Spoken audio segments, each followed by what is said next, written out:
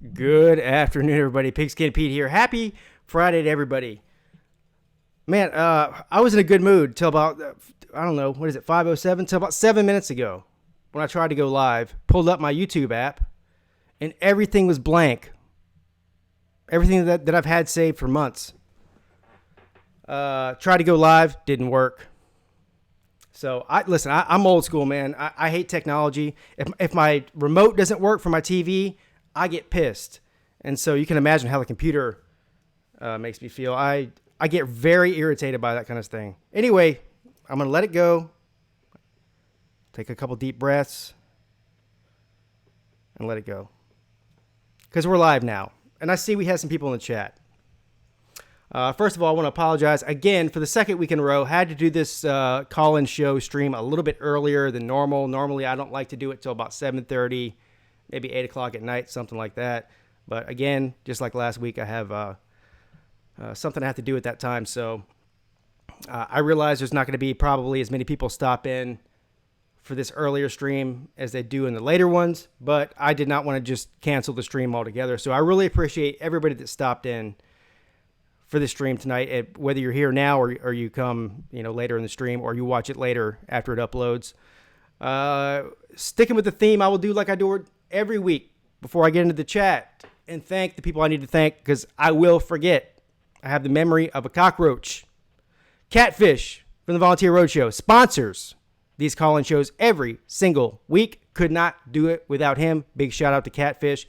Go check him out if you haven't already. I'm sure most of you already do. All the Patreon members, 5 of them: Tiger Nation, Billy Dawson, Catfish, Hound Dog, Border Bob. I'm sure I'm probably forgetting somebody, because I should probably write these down. Anyway, thank you to all of you. I couldn't do it without you. I've got much stuff planned for the Patreon members, hopefully during the football season, and I really want to get to a 20 Patreon member mark. I've only got 5 now. But I want to get to 20 before I start doing private streams, and I have a lot of ideas for that. So everybody, listen, if you're interested, there's a link in the description below to hit Patreon and get it on the ground floor. All the new subscribers, getting a lot of them. This is the time of year when a lot of new people start watching. Had a lot of new subscribers just in the past couple of weeks. Thank you to all of you, and stick around. I promise I won't piss you off for at least 2 or 3 more weeks. Let's see who's in the chat here, and then we'll open up the phone lines. Billy Dawson's in the house. Christian Ballard. Bartholomew EIEIO. Falcons Fury. Little C7. Nona Bees. Johnny Red Dot. What's up, Johnny? The General says, good morning, Pete. Good morning to you.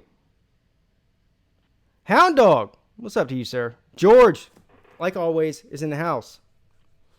And George makes a very, very solid point here. 8 watching, only 5 likes. And listen, it's not hard to hit the like button.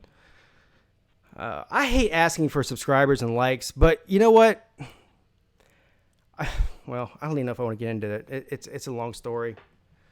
Because I don't care about likes. But you know who does care about likes? Apparently, for some reason, is YouTube.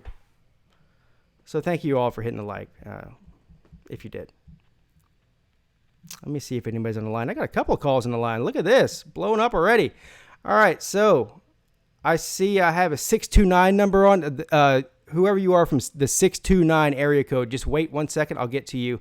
But there's one more that came in before you, so I'm going to pick that one up first. Good afternoon. You're on with Pete. Hello, Pete? Yes, sir. Hey, it's Rick, Johnny Red Dot. How's it going, bud? Hey, what's up, man? How you doing? Hey, good stuff. You are a little early, so it's home out. Off work a little early. Yeah, I know. I hate doing it this early, but I didn't really have a choice. It was either do it now or not do it at all, so I decided to do it early.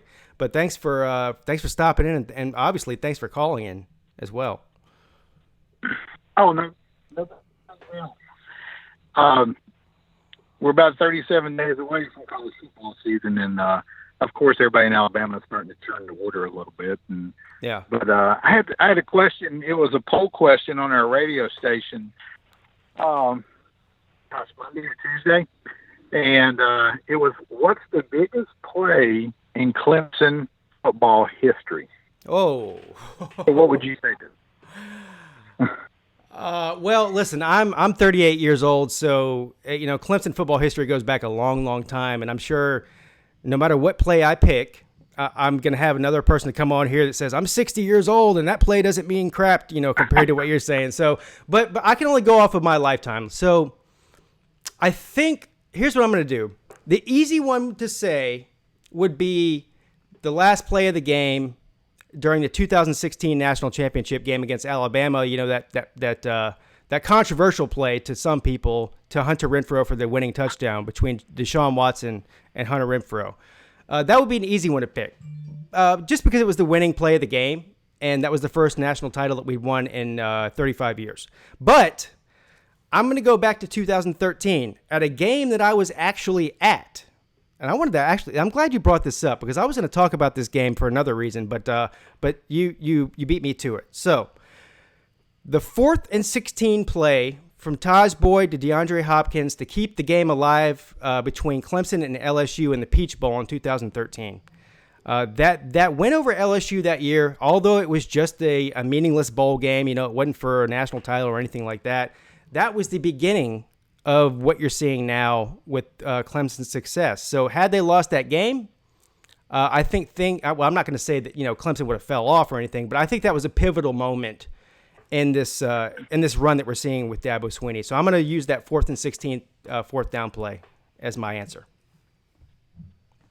Well, I think it's a great answer, and someone who follows ACC football pretty closely, I think that was pivotal, probably kind of a turning point for you guys. What was really unique, and it was kind of weird that it kind of turned out. You would think the biggest play in Alabama football history was the kick 6 against us in Auburn. The poll was the play that you said was the easy answer, was the one to Hunter Renfrow. Yeah. It was 62%. That was the biggest play in Alabama history. And, you have the poor Tide fans that were saying, hey, it was a pick play and stuff. It wasn't. I mean, it not controversial to us, but they were saying, hey, if Alabama makes that stop, where is Clemson football today? What would have happened if, Alabama won that game, won the next game.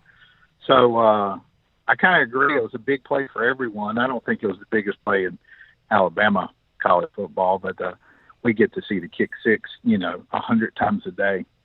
So yeah, I'd even venture out and say that the 7 or 8 plays that led up to that last play in that Alabama Clemson game were more impressive than the actual touchdown itself. I mean, there was some amazing. I agree. Yeah, that was an amazing. It was really Clemson won that game, obviously, but that was a magical drive to end the game. I mean, some amazing catches that really a half inch here, a half inch there, either way on some of those plays that Clemson did not win that game. So it was really just, I'm not like a big believer in spirituality or destiny type of thing, but I mean, if you're going to point to destiny, Clemson almost seemed destined to win that game. It seemed like that there was, somebody else other than enjoy the last 4 meetings of, Alabama's played Clemson. So I think once again, it's going to be, Alabama Clemson again. I think we'll probably maybe lose a game just because of statistics and how it goes. And the thing I feel bad for Clemson fans is y'all get a bad rap, on your season. Oh, you don't play anybody. That's crap, dude. That is crap. I don't care who you play. You still have to win. And that schedule is made 5-6 years ahead of time. You win. It doesn't matter who you guys play. So I don't ever say Clemson has an easy schedule because we're playing Duke the first game of the season, and we always have 1 or 2 games in there like the Citadel and Mercer, and we hear it every year. So don't take any solace to that. That's I'm just looking forward to. I think the first big game for you guys will be A&M. And are y'all at home against A&M? Y'all are, aren't you? Yes. Yeah. That'll be a great game, I think. I think you win it. And then I don't know who do you think is going to be probably your toughest game this year? A&M?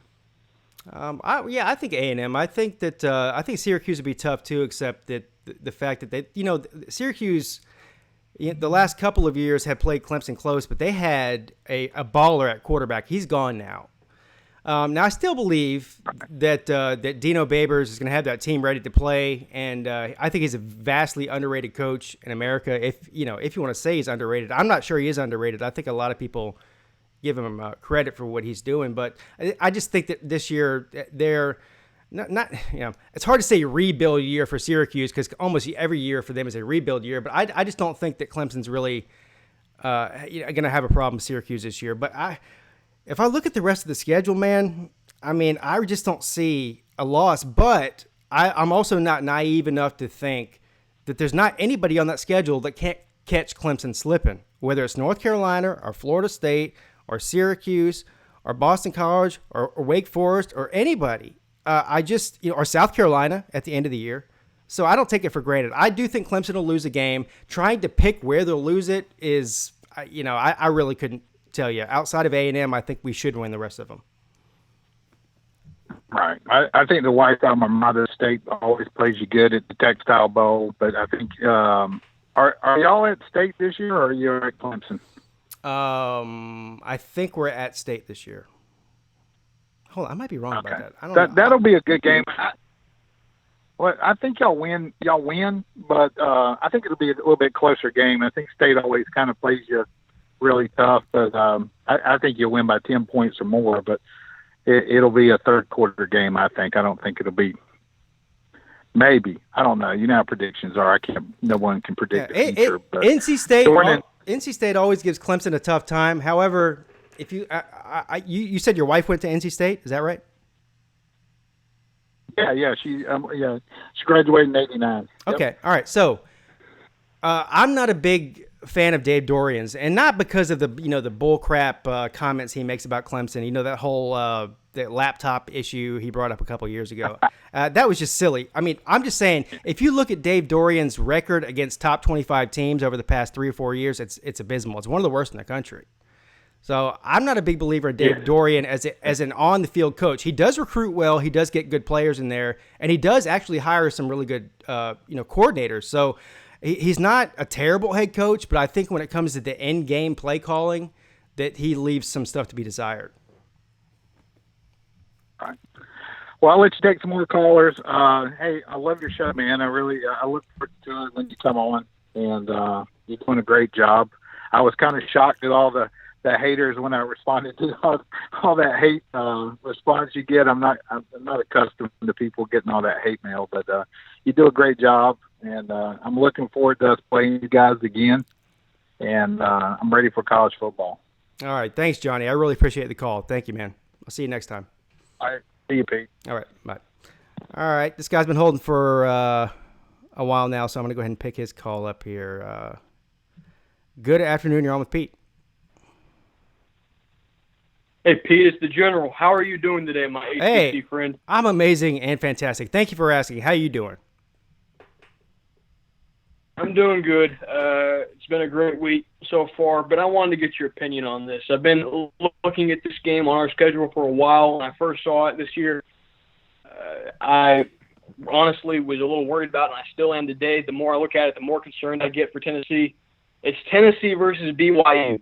It's the second game of the season. It's a night game. Do you think BYU has a shot at pulling that off? Where's that game? Knoxville.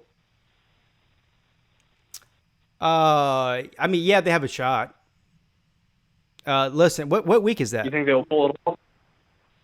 Week 2. Oh, yeah, that's not a week you want to have it. Who's your first game against? Yep. Our first game is against Georgia State. I believe that's a 2 o'clock kickoff or 2:30 or something. And their first game is Utah, which is their biggest rival. Oh, okay. Well, then I'm definitely going to pick Tennessee. Now, listen, I would have picked Tennessee anyways. Tennessee should beat BYU, especially at home. But the fact that you play Georgia State week 1 and they play Utah is probably listen, a lot of people have them winning the Pac-12 this year. I have them at least, maybe finishing second. They should win the South. But my point here is that they're probably going to beat up a little bit on BYU. And so BYU is going to be, getting beat up by Utah week 1 and then having to travel, across the country to play a Tennessee team at night in Neyland Stadium.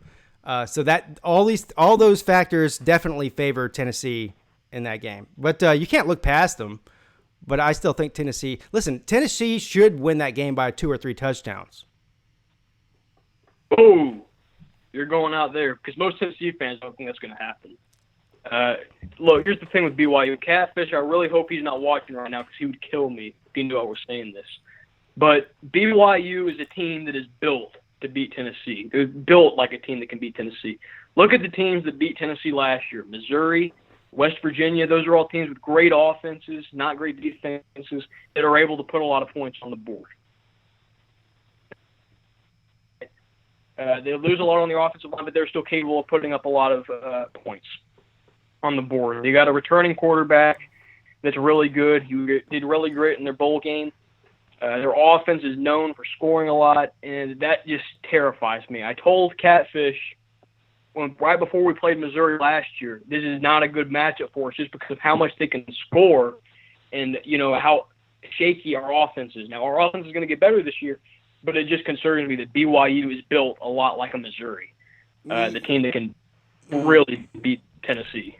I'm going to say that comparing Missouri last year, their offense, to BYU's offense is a little bit of a stretch. I mean, they might have similarities, but BYU doesn't have the same type of talent that Missouri had last year. Yeah, but obviously not. Like, BYU's offense is nothing compared to Missouri's talent-wise. But I'm saying that in comparison, like, they're like a minor version of Missouri, kind of. Like, their offense is way better than their defense, is what I'm saying. Yeah. Here's what I will say about this game, and I got another call, so I'm going to have to let you go in a second. But I will say this, though. The biggest thing about the game that I should be worried about if I'm a Tennessee fan is the fact that BYU does not have anything to lose. So all the pressure is on Jeremy Pruitt and the Vols that week. It's an early game in the year. They really haven't figured out or gelled yet, the new team, the new nucleus they have around the team. And so the pressure is on Tennessee, not BYU. So I'll give you that part of it. But I still would be very, very surprised if BYU can compete with 4 quarters with Tennessee. Can I say one last thing? Yeah. Tennessee is – I'm going to tell you the line right now. The line according to Michael Bratton. You tell me what you would do with this. The line right now is Tennessee by 4. What would you do? I'd take Tennessee. You take Tennessee to cover. All right, I'm going to let you get another call. Bye. All right, thank you. All right, got some calls coming in here. Slim Shady Canes coming in with a $5 super chat. Pete, right now, who do you think gives Clemson the biggest challenge in the ACC championship? I think it should be the best team in the Coastal. I understand people are high on Virginia. I understand that Virginia Tech has a lot of talent, but Virginia Tech has been underwhelming for years now. And I hope that Virginia Tech does something this year. But if you're going to ask me now, before the season starts, Miami should be the biggest test for Clemson in the Coastal. They should be. All right, I'm going to see. Pick up this next call here. Good afternoon. You're on with Pete. Hey, what's going on, Pete? This is Andrew from Cox Sports. How you doing, man? Hey, man. How you doing?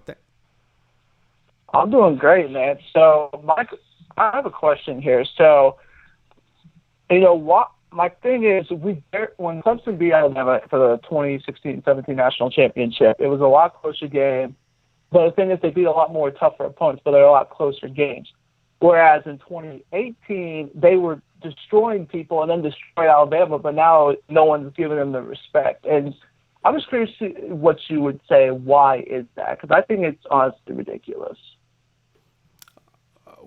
So rephrase your question. So why are people not giving Clemson respect for what they did in 2018 compared to 16? Is that what you're asking? Yeah.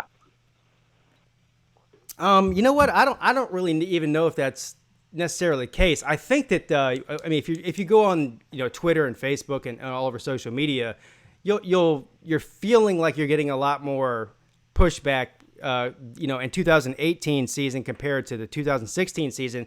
And a lot of that has to do with the fact, in my opinion anyway, that in 2016, nobody really expected Clemson to win the national championship, right? And coming into 2018, after they had won one already and then made the playoffs again the next year with a rebuild year. Let's be honest what it was. I mean, the year with Kelly Bryant, that was a little bit of a rebuild year on offense for Clemson. So, sure. So the 2018 year, the schedule was a little bit easier. And 2016, Clemson had one of the toughest schedules, according to the strength of schedule for the FPI ranking for ESPN. They had a much tougher schedule. And 2018, they didn't. Their schedule, because of the state of the ACC, they just didn't have that many teams that really could test them. And so, people are going to use that as a reason to discredit them. But you're right.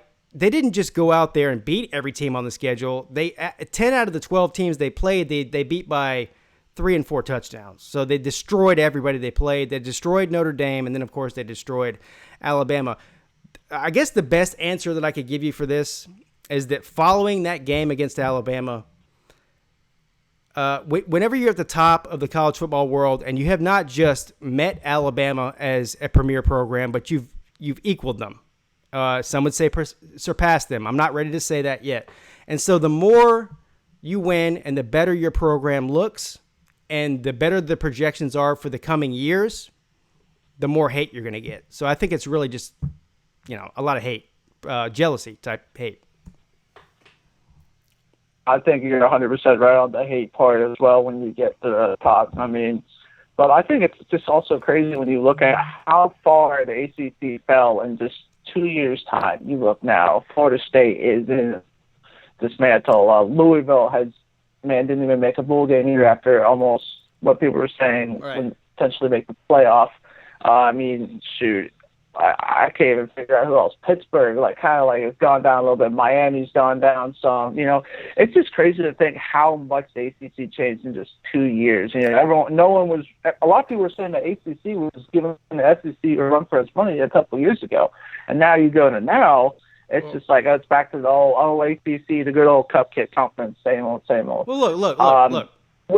It's not. The ACC was terrible last year. But again, I'll say this, and I know before I say this is going to spark a lot of people in the comment section here, and in the comment section after this uploads on my Twitter page. It's going to blow up because every time I say it, people, their heads start spinning. The fact of the matter is, even with the ACC being so terrible last year, they are still, over the past 5 years, 500 versus SEC teams over almost 60 games. So this narrative that the ACC has been bad for a long time, no, they've been really good. This is actually probably the past 5 or 6 years has been the best the ACC has ever been collectively. They have 11 bowl teams. They have winning bowl records. They're beating SEC teams as much as SEC teams are beating them. We have multiple national championships between multiple teams. So the narrative about the ACC, as far as the past half decade, for the most part, is a lie. I only am interested in facts and numbers, and the facts and the numbers suggest that. Now, having said that, the ACC right now is in a transition. We've lost a lot of new head coaches. We've got a lot of new guys coming in. They were terrible last year. Just as bad as you could ever imagine. But that does not change the fact that even with last year, over the past 5 years, the ACC has been every bit as good as the SEC collectively. And that's just the way it is. That's going to piss some people off. People are going to tell me I'm crazy. I've never seen a football game. I don't care. Go look at the numbers. No, I agree 100% with you. And over the last 5 years, the ACC has been on par with the SEC. You go back the last 6 years, we have the same number. And we have more national championships in the SEC compared to two. I think it's just we have one bad year, and SEC fans were just looking at the chops to try and bash ACC since they just have a lot of rivals in there. I think it's honestly ridiculous. And, and the thing also they say is Clemson was dominating them because everyone was weak. Do they not forget that Alabama was dominating their opponents the same way? Yeah. how many games was it that Tua had to go out or was out by halftime? Yeah, he didn't because they were just destroying folks. Yeah, absolutely. It's just kind of, and then they try and also say, like, when they try to say, oh, they were also all beat up. The only games they really got beat up in, if anything, were Georgia and Oklahoma, because they actually had to play off, of course, and maybe LSU because they had to wait for them to pull away, even though they were in control most of the game. But it's not like they were just week in and week out. Oh, we're breaking legs. Oh, we're getting bruised up. We're dying out here. Our bodies are just taking a toll. It's not like that at all. I think this whole thing of them being beat up is ridiculous, and I don't know why. You got to go look at the numbers. You look at those scores; they were dominating people. Look, they didn't need to do that. Alabama, last year was a great team, great team. Clemson was better. Look, I agree 100%. There's two. They were. There's two types of fans in this world. If you're a fan of a sports team, there's winners and there's excuse makers. And so, if people are going to make the excuse that Alabama was not prepared for the game, when all you've ever heard since Nick Saban got to Alabama is that nobody ever should give Nick Saban 2 weeks to prepare for anybody because he'll destroy you. Well, Clemson had the same amount of time to prepare for their football game against Alabama as Alabama had to prepare against Clemson. For anybody to even suggest that Nick Saban did not have his team prepared, if that's true, if you really believe that, then fire Nick Saban. Because if you're not prepared for the biggest game of the year, when you're obviously at least the first or second best team in the country and everybody knows it, then shame on you. There's no excuse for that.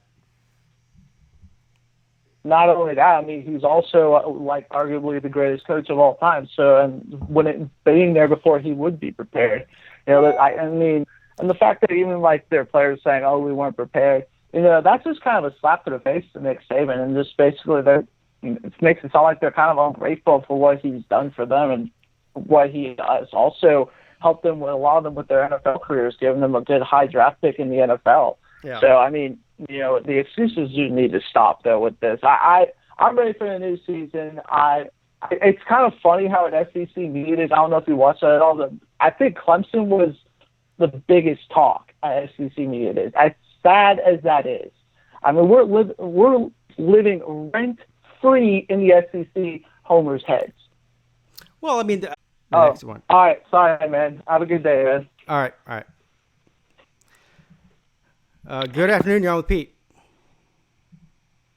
Hello. What's up, man? Finally, that fat ass got off the fucking phone. Before to get the fuck off. Hey, listen. I'm trying to talk. Try to keep it a little bit cleaner. Eat my dick. Follow me and eat my ass. EA._minutes, bitch. I'll sit in your ass. I'll be in my hot pocket. Hey, go ahead, keep going. Go ahead. I'm not going to hang up on you. Keep making yourself look like a fool. How much more you got?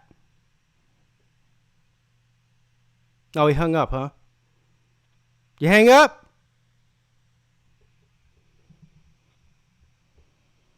Jesus Christ.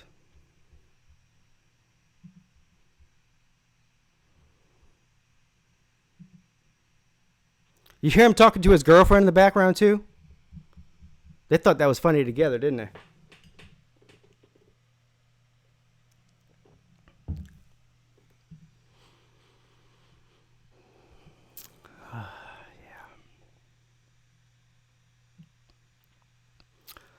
Let me see who's in chat here. Bartholomew EIEIO. P Digits in the house. Hardwire for self-destruction. How you doing? Boilermakers Forever. Mika Mackey.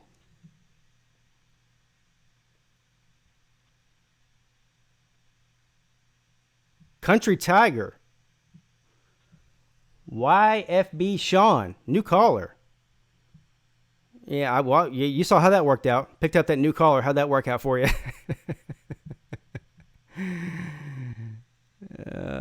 Here's what I'm going to do. You know what I'm about to do?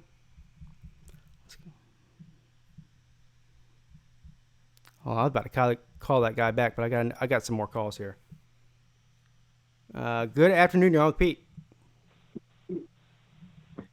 Pete, what's good, man? What's up, man? How you doing? I can't complain. Did you look at ESPN's rankings for position U? No, I didn't. What did it say? Okay, they had this. Well, no, it was just they had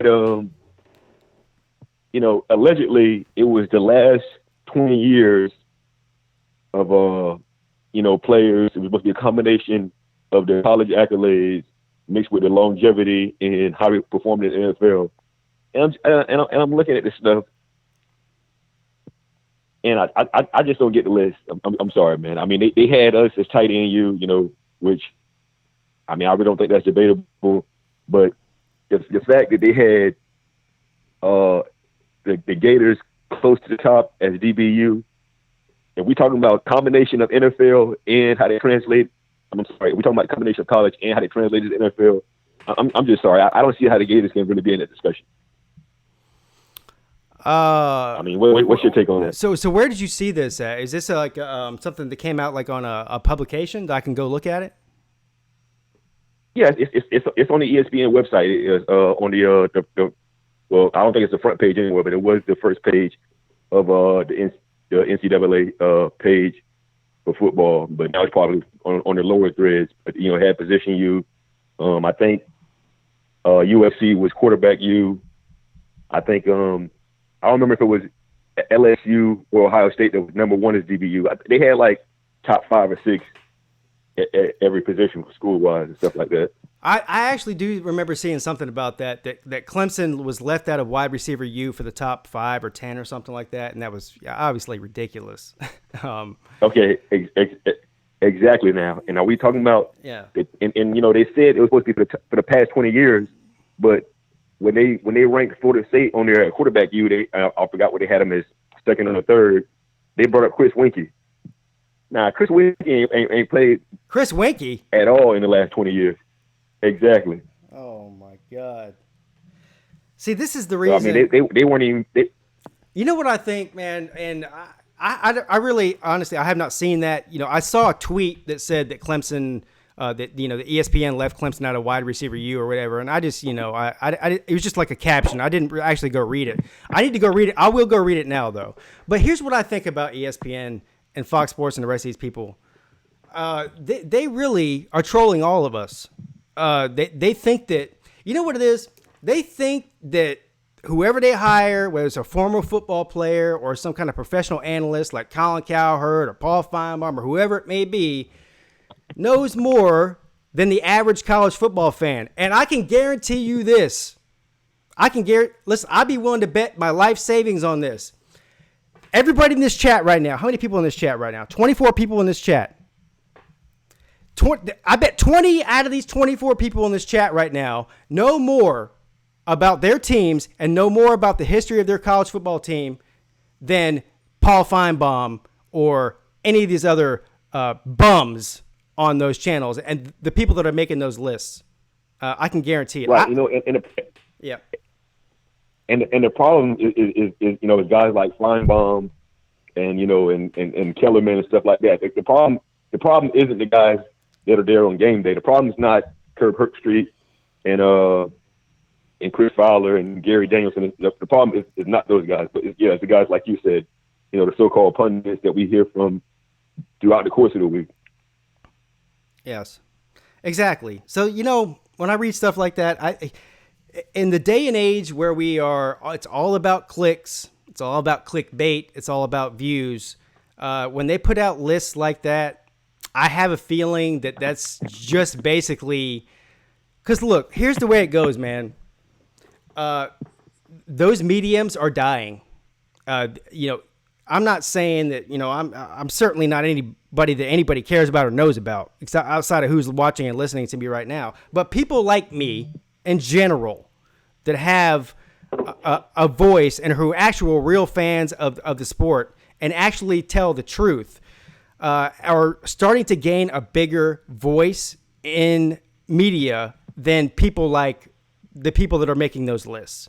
And that scares them. So, in in the world where, clicks mean everything, that clicks means advertising, all that sort of thing, they'll make stuff like this up just to get you to come to their channel, because other than that, who's watching them? There's not that many people watching those mediums anymore, and it's becoming less and less over the years. And I'll give you my prediction. I think another 5 years from now, you'll see some of these companies going out of business, and it's going to be all about what's going on in the internet. And people are waking up, man. People are waking up to, when I was a kid, the only thing you could watch was ESPN. That was it. There was no competition. They had the juggernaut. Right. They had the monopoly. Nowadays, it's all about, driving people to your channel. So you got to say outrageous things and make outrageous claims and piss people off and say crazy things. So that's just the way it goes. But the unfortunate thing about it was, when we were coming up, even though those were the only publications and outlets, a guy, a young Scott Van Pelt, a young Stuart Scott, Chris Berman, those guys were a lot more well-versed and educated in the thing they were saying, along with the fact that they had, great comedic timing and stuff like that when they reviewed highlights. Guys now, man, I agree, man. I feel so blessed to have grown up in an age, during the beginning of ESPN, when you had guys like Stuart Scott and those people that, those guys were trailblazers. They were original content, guys that were funny, guys that knew what they were talking about. It's so oversaturated right now with people that really don't have any business talking about sports on TV. And it's the same thing, a 80s kid, a 90s teenager, the birth of hip hop music, which is what I love. And the hip hop back in the 90s, I'm trying to tell, my son's 12 years old. He's trying to listen to this new rap today. I'm trying to tell him that ain't rap. He don't believe me, but the same difference. ESPN back then, rock and roll in the 1960s, that was the generation. Rap in the 1990s, that was the generation. ESPN, back in the 90s, that was the generation. This stuff they got going on now is garbage, as far as I'm concerned. And like you were saying, with the social media era, they've made the mistakes of thinking that we want shock value more than anything.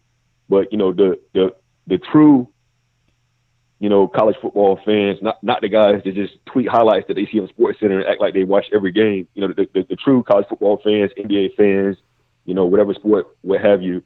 We want to hear some logical and some deep, detailed explanation of how you got to your point. Okay, now, you, Mark Rogers, Uncle Lou, Catfish. Now, there's been shows where I completely disagree with everything y'all have said, but as long as I can see a logical path of how you got to that point, that's all that matters. As long as I can see a trail where you can just explain it and I can decipher it and say, okay, that's not where I was going with that, but I can see how they got there. That's all that matters to me. Yeah, exactly. You got to be able to back up what you say. Listen, I got another call. The last thing I want to say before I get off here is that I was listening to Colin Cowherd today. Now, I just got done saying how nobody should listen to these people, but I still do listen. And the reason I listen is because I've got this YouTube channel and because I like to make fun of them. And I like to hear what these bozos have to say. And Colin Cowherd today, live on the air, said that LSU made a mistake by firing Les Miles, and that they are worse off now. I mean, this just shows you the level of potato that people like Colin Cowherd are. To suggest that if they had Les Miles, that they'd be better off than with the Cookie Monster. Yeah, man. When he said that, I mean, and truth be told, LSU stumbled upon it at Orgeron because even though he was on the staff, he was really their last option. They got stuck with him, and it just so happened to work. But to say that, man, that's beyond stupid.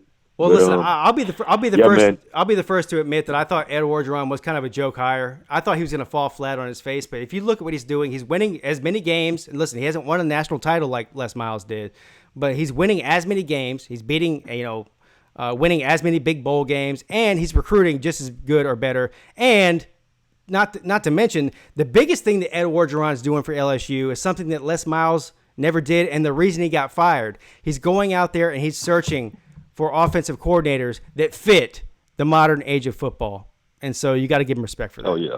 Yeah. Oh yeah, definitely. Well, hey Pete, man, always a pleasure talking to you, man. I'm gonna tune in to the show. Have a good one, man. All right, man. Thank you. I appreciate it.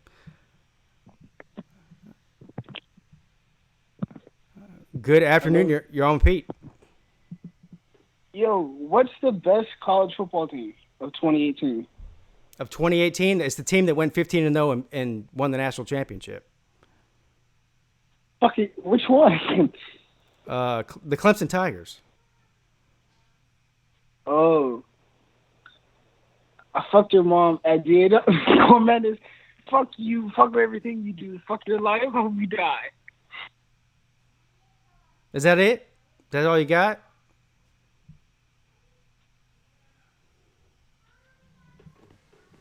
He hung up.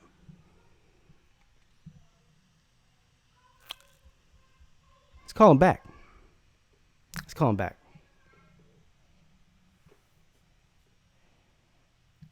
Please leave your message for 81395375531.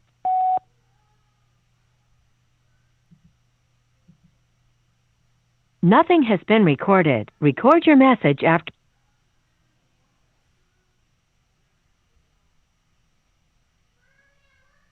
Look, it looks like he's calling back. See what he's got to say now.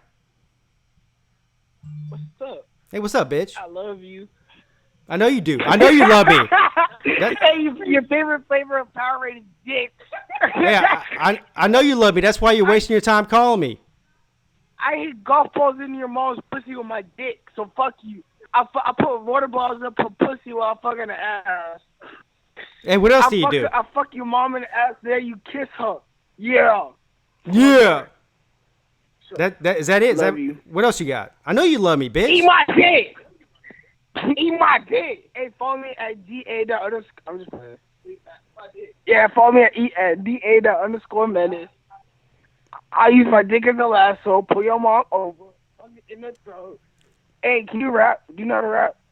Hey, why don't you tell your boyfriend to rap in the background? Oh, shit! Yeah, I fucked your mom. I was holding your mom by her ankles while her hands were holding the couch.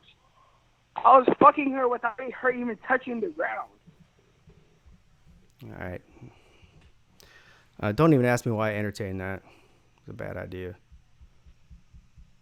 I just figure, you know what? Let these people make themselves look stupid.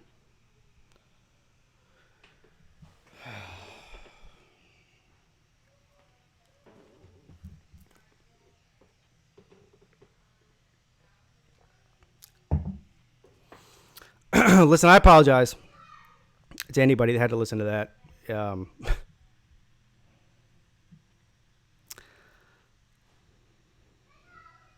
Aaron Jansen in the house.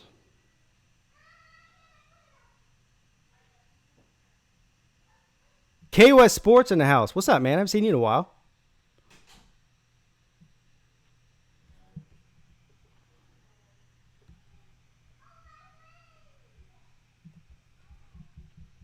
See if anybody else on the line here.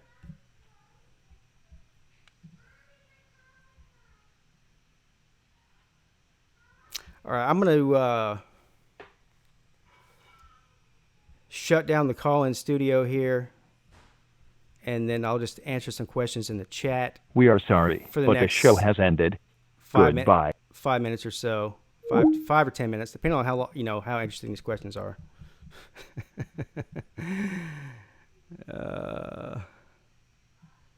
So, I'm all yours.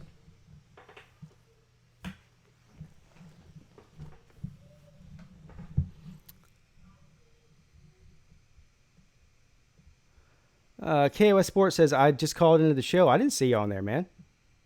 I don't know. I didn't see any other callers other than that moron that just called in.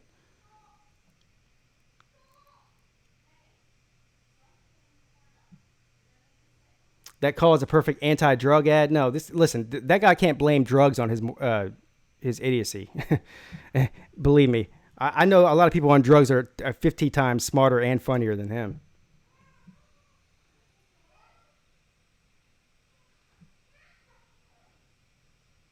Notre B says payback is coming, Pete. Well, I'm waiting. Clemson's waiting. I'm sure the payback will be fierce. Can't wait.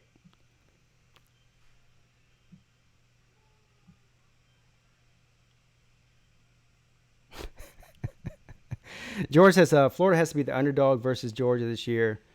Georgia's loaded. Well, I agree with that. P. Digit says that was our public education system calling. Yes, that's a fact. Listen, that guy that just called in will be the guy that I will not hire 5 years from now whenever he gets out of, whatever directional school he's in. Or, after he gets his GED, he'll become begging a guy like me for a job, and I won't give it to him.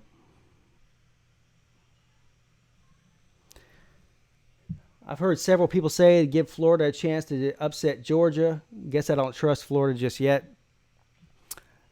Listen, I don't trust. I mean, why would anybody trust Florida just yet? Listen, I believe that Florida has the potential to make some noise in the East because, let's be honest, outside of Georgia, the East right now there's not a whole lot to talk about. I believe that Missouri has a chance. Missouri has the easiest schedule in the East. Let's put it that way. And they've got a pretty good team.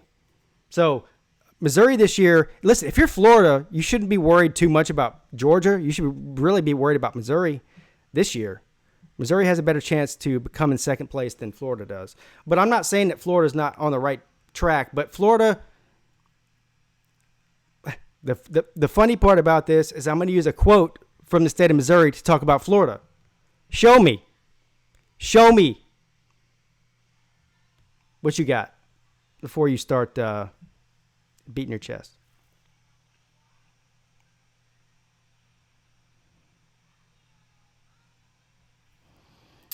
Boilermakers forever. Elijah Sinlier is a long-lost son of Drew Brees. Nona B says, will you make a preseason top 10? Yes, I will. I'm glad. You know what? You must be reading my mind. I will. I won't do it until, let's see, what's today? Probably maybe a week or 10 days before the season starts. Because here, and you want to know why I won't do it now? Is because the same reason I won't bet on a week 1 game right now. If I was going to bet, on a game, whether it's Miami or Florida or whatever, because between now and the start of the season, I can guarantee you there will be some major suspensions from major teams, and that will make a difference. And how look, if this isn't going to happen, but just as an example here, if Trevor Lawrence was to get suspended for smoking pot or getting arrested, not going to happen, but just hypothetically, if it did, how much would that ruin Clemson's season? Big time. And so that's going to happen. For 3 or 4 teams across this country, there's going to be somebody does something stupid, gets suspended, or whatever, gets in trouble with the law for beating their girlfriend or something. So that's the reason I don't even make these polls until it's right about the time for the season to start. Dondre Crawford with a $1.99 super chat. Thank you, sir. You're amazing and fantastic, as always. Injuries too. That's a good job. Matt Jones points out injuries as well. That's another good point. Billy Dawson says, well, Aaron Jansen, if anything happens like last year, we won't be ready. You'll see the same result. Remember, I called the national championship a week before it happened. By the way, Billy Dawson's not only amazing and fantastic, one of the biggest supporters of my channel, and he's an Alabama fan. This guy, I can't tell you how much I appreciate his support. He really is one of my biggest supporters, always has been for a long time now. And he's probably one of the most realistic Alabama fans that I heard of. And he speaks truth. He did tell me the week before the game between Clemson and Alabama last year that Clemson was going to win the game. He called it. And so I'm not going to I don't want to blow his cover or anything, but Billy does have some inside sources in the program. I hope I'm not overstepping my boundaries there, Billy. But he's got some people inside the program that give him inside information. And I didn't believe him when he told me everything he told me, but everything he told me ended up being true. So I'm more inclined to believe him now than I was before. Florida has suspensions daily. Nona says, are you going to live stream your reaction to Miami versus Florida? No, I'm going to do you one better. I'm going to live stream the entire game.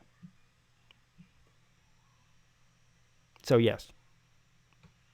And no.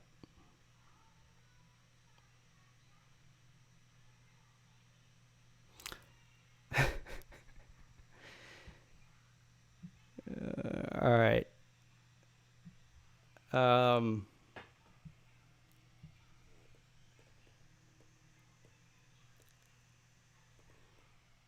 right, guys. Look, I'm gonna go ahead and shut the stream down. Look, you're all amazing. You're all fantastic. I can hear my kids downstairs, which means it's time to go. Thanks to all the callers, all the Patreon members, all the viewers, the commenters, everything. Thanks for that 13-year-old that took 3 minutes out of his day to stop jerking off on Pornhub to call in and tell me that what he told me. And him and his boyfriend, thank you to both of them. They were both amazing and fantastic. I'm sure they'll show up next week since they have nothing else better to do. Thanks to Slim Shady Canes and Dondre Crawford. Oh, yeah. Next weekend, I'll be out of town, so there will be no Friday beer stream. However, I'm not going out of town till Friday, so I think I might do the Friday beer stream on Thursday night. So I'm going to try to make that happen. I also have another guest lined up for Behind the Camera early next week. Another YouTuber that I think you guys will all be excited to hear that interview. I hope you will. And we'll see how that goes.